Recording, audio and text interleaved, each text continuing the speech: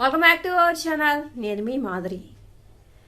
ఎవరైనా కానీ ఎప్పుడైనా కానీ నిన్ను ఎలా ఉన్నావు అని మొదటి ప్రశ్న సహజంగా మనుషులను కలిసినప్పుడు అదే అడుగుతారు. అప్పుడు నువ్వు బాగున్నాను అని చెప్తేనే బాగుంటుంది. అలా కాకుండా లేదు లేదురా నేను అస్సలు బాగాలేను, నాకు ఈ సమస్య ఉంది, ఈ విషయంలో ఈ సమస్య ఉంది, ఇంకో విషయంలో అలా అని చెప్పేసి నీ సమస్యల చిట్టా మొత్తం వాళ్ళ ముందల విప్పి మొత్తం ఓపెన్ చేసి పెట్టావనుకో ఏం జరుగుతుంది? నీ సమస్యకి పరిష్కారం ఏమన్నా వస్తుందా? నీ సమస్యకి పరిష్కారం రాదు సరికదా. నీ సమస్యలు గాసిప్పులుగా మారి ఇంకొక 10 మందికి, ఇంకొక 20 మందికి తెలుస్తాయి తప్ప వాడికి ఆ సమస్య ఉందంట్రా, వాడు ఇన్ని సమస్యలతో బాధపడుతున్నాడంట్రా అని కొన్ని జాలిగా చూసే చూపులు నీ వైపు ఉంటాయి. అంతకుమించి జరిగేది ఏమీ ఉండదు. నీ సమస్య ఇప్పటి వరకు ఇంట్లో మాత్రమే ఉంది సమస్యలాగా, ఆ సమస్య ఇప్పుడు ఏదో పబ్లిక్ సమస్యలాగా పబ్లిక్లో ఉంటుంది అనమాట. అంతకు మించి దానివల్ల వచ్చే ఉపయోగం అయితే ఏది ఉండదు అనమాట. ఎందుకు అంటున్నానంటే ఇలాగా, నీ సమస్యకి పరిష్కారం ఏంటి? నీ సమస్యకి పరిష్కారం నువ్వు. నీ సమస్యని ఎవరు తీర్చగలరు? ఎవరు దానికి సొల్యూషన్ కనుక్కోగలరు చెప్పండి? ఈ సమస్యకి పరిష్కారం ఎవరివ్వగలరు? నువ్వు మాత్రమే ఇవ్వగలరు.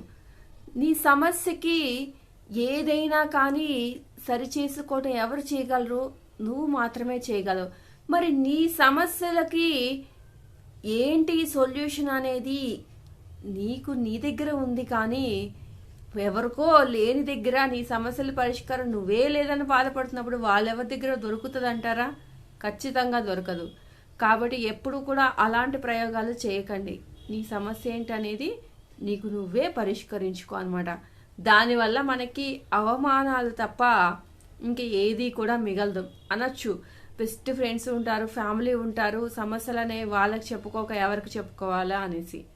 సమస్యలు చెప్పుకోవడానికి కూడా కొన్ని లిమిటెడ్ పర్సన్స్, ఎంత నమ్మకం అంటే మనకి అంత నమ్మకస్తులు ఉంటారు లైఫ్లో. నిజంగా అలాంటి ఒకళ్ళిద్దరి దగ్గర చెప్పుకుంటే ఒక రకం, కానీ ఎవడైనా కానీ ఎలా ఉన్నావురా అని అడిగిన ప్రతోడికి నువ్వు నా సమస్య ఇది, నా సమస్య ఇది అని చెప్పుకుంటా పోతే సమస్యకి పరిష్కారం అయితే నీకు దొరకదనమాట.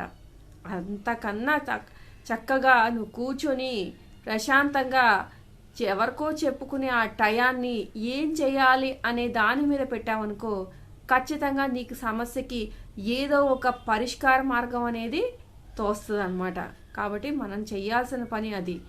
ఎందుకు అంటే ఇప్పుడున్న రోజుల్లో ఎలా ఉంది అంటే పక్కవాడి సమస్యలను చూస్తే వీడికి ఒక ఆనందం అనమాట, సునకానందం అనమాట పక్కోళ్ళకి. అలా తయారైపోయారు.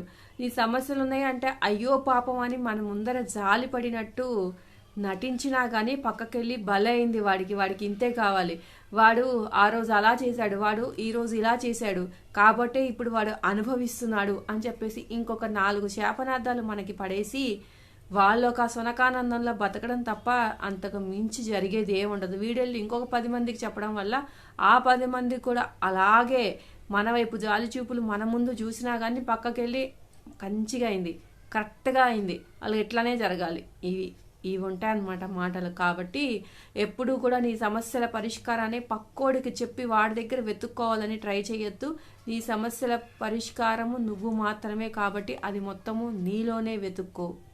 ఇదండి ఈరోజు వీడియో కనుక నచ్చితే లైక్ చేయడం మర్చిపోద్దు. మరి ఇలాంటి వీడియోస్ కోసం వెంటనే ఛానల్ సబ్స్క్రైబ్ చేసుకుని పక్కనే ఉన్న బెల్ ఐకాన్ కూడా ప్రెస్ చేసేయండి. అప్పుడే డైలీ నోటిఫికేషన్స్ నేను పెట్టేవన్నీ కూడా మీ దాకా వస్తాయన్నమాట.